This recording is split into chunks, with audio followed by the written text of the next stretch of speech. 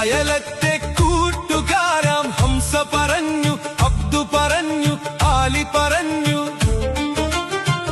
അഴകൊത്തൊരു സുന്ദരിക്ക് ഞാൻ പ്രാണനാണെന്ന്.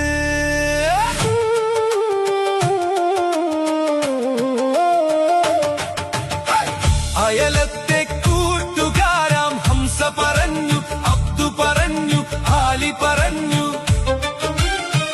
അഴകൊത്തൊരു സുന്ദരിക്ക് ഞാൻ പ്രാണനാണെന്ന്. കാണും ഞാൻ അവളൊരു ഭാവം, കണ്ടാലോ പരിചിത ഭാവം. കാണും ഞാൻ അവളൊരു ഭാവം, കണ്ടാലോ പരിചിത ഭാവം. നിലയുടെ കടവിൽ, ചിറയുടെ പടവിൽ, കുടയുടെ മറവിൽ, അവളുടെ പിറകിൽ നിനച്ചും വിരച്ചും പിന്നെ അവളുടെ അരികിൽ. ഈ പ്രേമം എന്തൊരലാക്കാണ്, എൻ